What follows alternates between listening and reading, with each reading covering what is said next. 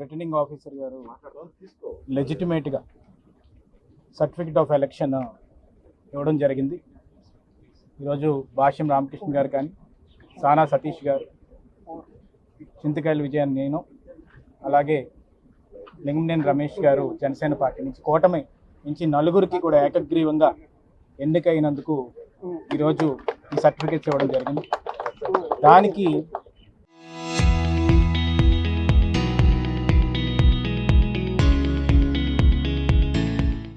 అందరికీ కూడా తెలుగుదేశం పార్టీ కూటమి ప్రభుత్వం సంబంధించిన కార్యకర్తలందరికీ కూడా ప్రతి ఒక్కరికి పేరు పేరున హృదయపూర్వక కృతజ్ఞతలు తెలుపుకుంటున్నాను. ఈరోజు ఈ అవకాశాన్ని ఇచ్చిన నేషనల్ పార్టీ ప్రెసిడెంట్ వర్యులు నారా చంద్రబాబు నాయుడు గారికి, మా working party president Nara Lokesh గారికి, ఇద్దరికి కూడా పేరు పేరున హృదయపూర్వక కృతజ్ఞతలు నమస్కారాలు తెలుపుకుంటున్నాను. దాంతోపాటు పల్లా శ్రీనివాస్ గారు మా రాష్ట్ర అధ్యక్షులు, ఆయనకి హృదయపూర్వక కృతజ్ఞతలు తెలుపుకుంటున్నాను. ఈరోజు చంద్రబాబు నాయుడు గారు, నారా లోకేష్ గారు ఏదైతే నమ్మకాన్ని ఈరోజు మా మీద పెట్టుకున్నారో ఆ నమ్మకాన్ని ఒమ్ము చేయకుండా ఢిల్లీలోని మా గళాన్ని వినిపించి ఆంధ్రప్రదేశ్ రాష్ట్రానికి ఏ విధంగా సపోర్ట్ చేసే విధంగా మా పార్టీ తెలుగుదేశం పార్టీ ఆదేశాల అనుసారం అక్కడ మాట్లాడడం జరుగుతుంది. ఆ విధంగానే గళం వినిపించడం జరుగుతుంది. దానికి ఈరోజు ముఖ్యంగా బీసీ యువతగా నాకు ఈ ప్రిఫరెన్స్ ఇవ్వడం అనేది హిస్టారిక్, అన్ప్రెసిడెంటెడ్. ఇప్పటికొచ్చి తెలుగుదేశం పార్టీలో నారా లోకేష్ గారు వర్కింగ్ పార్టీ ప్రెసిడెంట్ అయిన తర్వాత మొన్నే మహానాడులోని ఏ విధంగా ఆ హిస్టారిక్ థింగ్ని క్రియేట్ చేశారు. కొత్త వాళ్ళందరూ వచ్చి మాట్లాడారు మహానాడు వేదిక మీద. దాంతోపాటు క్లస్టర్ ఇన్ఛార్జిని తీసుకొచ్చి పొలిట్ బ్యూరోలో పెట్టారు, మండల పార్టీ ప్రెసిడెంట్ తీసుకొచ్చి పొలిట్ బ్యూరోలో పెట్టారు. ఈరోజు కష్టపడిన నన్ను ఒక మెరిట్ మీద తీసుకొచ్చి ఈరోజు రాజ్యసభ కింద కూర్చోబెట్టారు. దానికి నారా చంద్రబాబు నాయుడు గారికి, నారా లోకేష్ గారికి ఆజన్మాంతం రుణపడి ఉంటామని చెప్పి ఈ సందర్భంగా చెప్పదలుచుకుంటూ, పార్టీ ఐడియాలజీని, పార్టీ ముఖ్యంగా నందమూరి తారక రామారావు గారు ఏర్పాటు చేసినప్పుడు ఏదైతే ఐడియాలజీని ముందుకు తీసుకెళ్లారో ఆ రూట్స్ని ఏమాత్రం కూడా మర్చిపోకుండా మేము ముందుకు తీసుకెళ్తామని చెప్పి ఈ సందర్భంగా సవినీయంగా మనం చేసుకుంటాను. జై తెలుగుదేశం, జై చంద్రబాబు, జై లోకేష్ గారు. సాధారణంగా రాజ్యసభ కంటే సీనియర్లని రాజకీయాల నుంచి విరమించుకునే సమయంలో పంపిస్తారు. మరి యూత్ని మిమ్మల్ని పంపించడానికి కారణం అదే. అందుకని హిస్టారిక్, అన్ప్రెసిడెంటెడ్ అన్నానండి. ఎందుకంటే తెలుగుదేశం పార్టీ ఎక్స్పెరిమెంట్లు చేయడంలో కొత్త కాదు, కానీ ఆ ఎక్స్పెరిమెంట్లు కూడా రాష్ట్రానికి ఉపయోగపడే ఎక్స్పెరిమెంట్లు చేశారు. మా నాన్నగారు 25 సంవత్సరాలు 3 నెలలప్పుడు ఎమ్మెల్యే అయ్యారు, 26 సంవత్సరాలకు మంత్రి అయ్యారు. అది ఆ రోజుల్లోనే ఆ పెద్దవాళ్ళు కూడా ఇదేంటి కురవాళ్ళని తీసుకొచ్చారు అని అనుకున్నారు. కానీ తెలుగుదేశం పార్టీ ఈరోజు 43 ఏళ్ళు పైన ఇంత పటిష్టంగా ఉన్నదంటే అది నందమూరి తారక రామారావు గారు ఆ రోజు నిర్ణయించారు. మధ్యలో నారా చంద్రబాబు నాయుడు గారు కూడా ఎన్నో డెసిషన్స్ తీసుకున్నారు, అలాగే నారా లోకేష్ గారు తీసుకున్నారు. ఈ రోజు జగన్మోహన్ రెడ్డి గారు లాస్ట్ 5 yearsలో ఎప్పుడన్నా డిఎస్సి నోటిఫికేషన్ అనేది అనౌన్స్ చేయడం జరిగిందా? జరగలేదే. జరగలేనప్పుడు ఈ రోజు ఏమంటున్నారంటే దాంట్లో 6,000 నేనే ఇచ్చాను అంటే క్రెడిట్ చోరీ. ఎందుకు నువ్వు దాని వెనకాల పడ్డావో అర్థం కావట్లేదు. కానీ ఈరోజు నేను ఖచ్చితంగా ప్రత్యేకంగా చెప్పదలుచుకుంది ఏంటంటే, ఈడీ రైట్లు జరుగుతున్నాయి పక్క రాష్ట్రంలో. జరుగుతున్నప్పుడు డైవర్సిఫైయింగ్ పాలిటిక్స్ చేయడం, ఈ డైవర్సిఫైయింగ్ పాలిటిక్స్కి ప్యాంటు షర్ట్ వేస్తే జగన్మోహన్ రెడ్డి. ఎందుకు నేను మాట అంటున్నానంటే, అక్కడ కెసిరెడ్డి మీద జరుగుతున్నాయి, దాని తర్వాత మీ పిఏల మీద జరిగాయి. ఇవన్నీ కూడా కప్పి పెట్టడానికి ఈరోజు ప్రెస్ మీట్ పెట్టేసి దుమ్మెత్తాలి. ఇప్పుడు మడ్స్లింగింగ్ ప్రాసెస్లోకి వెళ్ళాలి.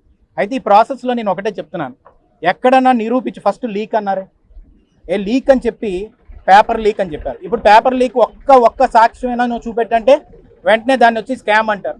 ఈరోజు దగా అంటున్నారు, మోసం అంటున్నారు, వెన్నుపోటు అంటున్నారు. ఈ పదాలన్నిటికీ కూడా నువ్వు అడ్రస్. ఎందుకు నేను ఈ మాట అంటున్నానంటే, మీకు ఒక్కసారి గుర్తుపెట్టుకోండి, కోడి కత్తికి కానీ గులకరాయికి కానీ, మళ్ళీ మనకి ఏది తీసుకున్నా బాబాయ్ గొడ్డలకు కానీ ఏదైనా కూడా ప్యాంటు షర్ట్ వేస్తే అది జగన్మోహన్ రెడ్డి గారని ఈరోజు కింద స్థాయి వరకు ప్రతి ఒక్కరికి తెలుసు. దాన్ని మళ్ళీ కప్పు పెట్టుకోవడానికి ఈరోజు మళ్ళీ కాక్రోచ్, జంజీ, జన్నాల్ఫా కొత్త వర్డ్స్ అని వాడుతున్నారు. ఈరోజు నేను ఒకటే చెప్పదలుచుకున్న జగన్మోహన్ రెడ్డి గారికి ఏంటంటే, మొన్న ఎలక్షన్స్ అదే జంజీ, అదే జన్నాల్ఫా ఎవరైతే ఓటు హక్కు వచ్చిందో వాళ్ళందరినీ కూడా తుడిచిపెట్టేశారు. మిమ్మల్ని 11కి తీసుకొచ్చారు 151 నుంచి. దాని తర్వాత ఫస్ట్ ఎలక్షన్ జంజీకి ఏదైనా జరిగిందంటే అది జగన్మోహన్ రెడ్డి గారి ఎలక్షన్, అది గుర్తుపెట్టుకోవాలి మీరు. తర్వాత మళ్ళీ మొన్న తమిళనాడులో జంజీ ఎలక్షన్ జరిగింది, కానీ దాని తర్వాత వెస్ట్ బెంగాల్ జరిగింది. ప్రతి ఒక్క జంజీ ఈరోజు జనరేషన్ ఎన్డీఏతో నిలబడింది, ఎన్నో ఎలక్షన్స్ జరిగాయి. ఈరోజు కాక్రోచ్లు వస్తున్నాయి, ఇవన్నీ మీకోసం వస్తాయి, మా కోసం కాదు. ఈరోజు ఒకటే చెప్తున్నాను, ఐటీ నుంచి ఇన్ఫ్రాస్ట్రక్చర్ వరకు, ఎలక్ట్రానిక్స్ అన్నీ మీరు తీసుకోండి, ఎనర్జీ తీసుకోండి. ఇవాళ గ్రోత్ రేటు 11.25 గ్రోత్ రేట్ చిన్న విషయం కాదు. పర్ క్యాపిటల్ ఇన్కమ్ పెరుగుతుంది, ఆంధ్రప్రదేశ్ జిఎస్డిపి పెరుగుతుంది, ఫారెన్ డైరెక్ట్ ఇన్వెస్ట్మెంట్స్ వస్తున్నాయి. 25.3% ఇండియాలో ఉన్న అన్ని ఇన్వెస్ట్మెంట్స్లోని 23.3% ఈరోజు ఆంధ్రప్రదేశ్కి వస్తున్నాయి, సుమారుగా 25%. అంటే ఇవన్నీ గూగుల్ ముందు ఆంధ్రప్రదేశ్, గూగుల్ తర్వాత ఆంధ్రప్రదేశ్. ఇది అప్పుడు మైక్రోసాఫ్ట్ ముందు హైదరాబాదు, మైక్రోసాఫ్ట్ తర్వాత హైదరాబాదు. ఈరోజు లోకేష్ గారు గూగుల్ని తీసుకొచ్చారు. ఇంతకుముందు గూగుల్ ముందు అందరూ కూడా మనం వెయిట్ చేసేవాళ్ళం, కానీ ఇప్పుడు గూగుల్ వచ్చిన తర్వాత అందరూ వెయిట్ చేస్తున్నారు. అందుకే నేను మళ్ళీ ఖచ్చితంగా చెప్తున్నాను, గొడ్డల పార్టీ అని ఎందుకు వచ్చింది? బాబాయిని చంపినందుకు వచ్చింది. వెన్నుపోటు రాజకీయం ఎవరిది? మీది వెన్నుపోటు రాజకీయం. బాబాయిని చంపిన వెంటనే గుండుపోటు అని చెప్పి డైవర్సిఫైయింగ్ పాలిటిక్స్ చేశారు. గొడ్డలన్నా మీదే, గులకరాయి అన్నా మీదే, కోడికత్తైనా మీదే. ఈ మూడిట్లకి ప్యాంటు షర్ట్ వేస్తే అది జగన్మోహన్ రెడ్డి. ఈరోజు అందుకనే జన్జీ ఫుల్ క్లారిటీతో ఉన్నారు. రేపు రానున్న రోజుల్లో తొక్కి పెట్టేసి సింగిల్ డిజిట్ తీసుకొచ్చేస్తారు. అందుకనే ఆ పార్టీ గొడ్డల పార్టీ ఎట్టి పరిస్థితుల్లో కూడా దీని గురించి మాట్లాడద్దు. మీరు డిఎస్సి గురించి మాట్లాడద్దు, జాబ్ క్యాలెండర్ గురించి మాట్లాడద్దు, ఎందుకంటే అసహించుకుంటున్నారు. ఈరోజు ఏమన్నా అంటే జాబ్ క్యాలెండర్ నువ్వు మోసం చేయలేదు, అది వెన్నుపోటు కాదు. ఈరోజు జన్జీని మోసం చేశారు. ఈరోజు ఆ జన్జీని 11 తీసుకొచ్చారు, దాంతోపాటు డిఎస్సి తీసుకురాలేదు, దాంతోపాటు ఎస్సీ ఎస్టీ అందరికీ కూడా ఉచిత విద్యుత్ ఇస్తాను, 200 యూనిట్లు ఇస్తానని చెప్పి అవి కూడా మోసం చేశారు. ఎన్ని మోసాలు జరిగాయి. మళ్ళీ ఈరోజు వచ్చి దగా. ఈ వర్డ్స్ అన్నీ ఎక్కడి నుంచి వస్తున్నాయండి? అందుకే నేను అందరినీ కూడా జన్జీని కూడా మీకు కోరుతుంది ఏంటంటే, ఒక ఫ్యాక్షనిస్ట్ కూర్చొని, ఒక ఫ్యాసిస్ట్ కూర్చొని నాకు అన్యాయం జరుగుతుంది అని ఏడుస్తే ఎలా ఉంటుందో అలా ఉంది ఈరోజు. అందుకే నేను అందరినీ కోరుతుంది అంటే, కళ్ళు తెరిచి చూడండి. రేపు రానున్న రోజుల్లో భవిష్యత్తు చాలా బాగుంటుంది. రానున్న రోజుల్లో ఎట్టి పరిస్థితుల్లో నేను చెప్తున్నాను. అందుకనే ఈరోజు జగన్మోహన్ రెడ్డి గారు కానీ వాళ్ళు కానీ కూర్చొని చెప్పవలసింది, కసిరెడ్డి ఏం చేశాడు, ఈ స్కామ్లో, లిక్కర్ స్కామ్లో ఏం జరిగింది, డబ్బులు ఎక్కడున్నాయి, ఈ విషయం మీద మాట్లాడవలసిన అవసరం అంటే. Thank you. ఈడీ నెక్స్ట్ ఏం law will take its own course అండి. నేను ఒకటే చెప్తుంది ఏంటంటే, ఈడీ వస్తుందని భయం ఉంది, ఆ భయం వణుకుతుంది, అది వెన్నుముక్కలో వణుకుగా కూర్చుంది. అందుకు కూర్చొని డైవర్సిఫై చేయాలంటే ఏం చేయాలి ఇప్పుడు కూర్చొని? అందుకు ఒక నెరేటివ్ ఇచ్చారు, ఫేక్ నెరేటివ్లో మళ్ళీ కీవర్డ్స్ దగా, మోసం, ఇవన్నీ ఆయన మాట్లాడుతుంటే చాలా నవ్వులాటగా ఉంది. ఈరోజు కార్మూర్ నాగేశ్వరరావు కూడా అరెస్ట్ చేశారు, ఒక బీసీ మంత్రిని అరెస్ట్ చేశారనే కూడా చెబుతున్నారు. ఇక్కడ నీకు ఒకటి చెప్తానండి, ఇప్పుడు నేను బీసీని, ఇప్పుడు నేను స్కామ్ చేస్తే లా ఊరుకుంటుందా? బీసీ అండి వదిలేయండి అంటదా? బీసీ సర్టిఫికేట్ దేనికి వాడాలండి? బీసీ సర్టిఫికేట్ అంటే బ్యాక్వర్డ్ క్లాసెస్ని అప్లిఫ్ట్ చేయడానికి వాడాలి, అంతేగాని బీసీ సర్టిఫికేట్ స్కామ్కు వాడుకుంటానంటే ఎలాగా? అందుకు నేను చెప్తున్నాను, ఏ మతాలకు అతీతంగా, ప్రాంతాలకు అతీతంగా ఏదన్నా కానీ తప్పు చేసినోడు తప్పు, దొంగోడే.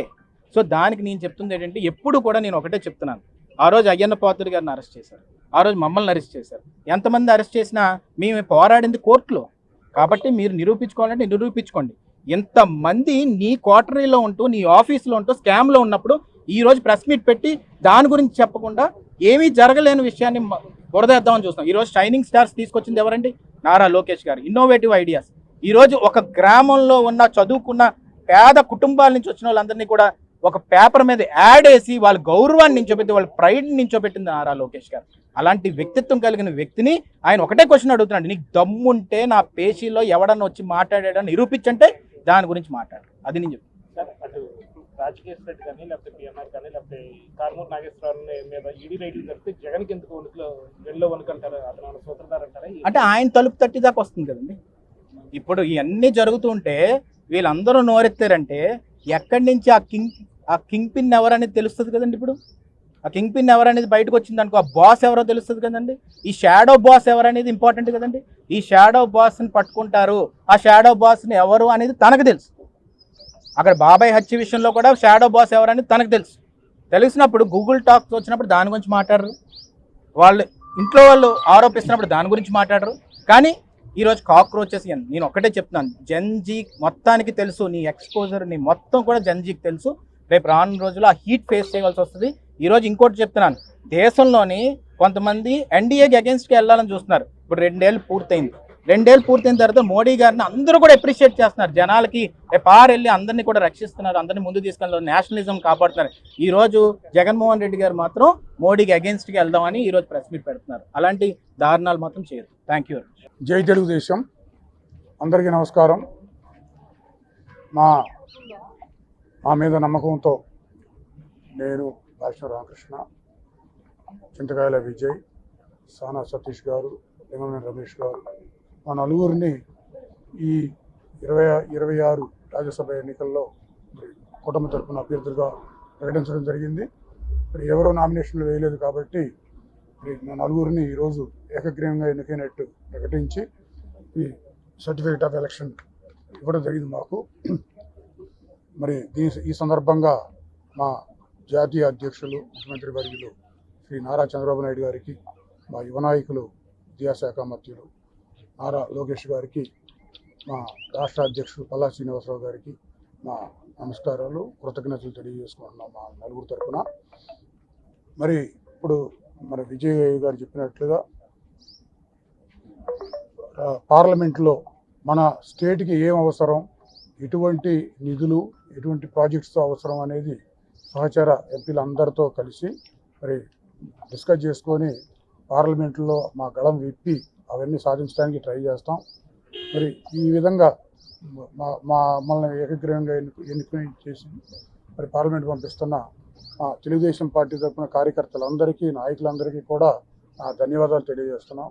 జై కార్యకర్త, జై తెలుగు. ఒక్క ఉద్యోగం ఇవ్వని వ్యక్తి 5 సంవత్సరాల్లో ఒక ఉద్యోగం కూడా ఇవ్వని వ్యక్తి మరి 16,000 ఉద్యోగాలు ప్రకటించి మెగా డిఎస్సి ప్రకటించి విజయవంతంగా చేశాం.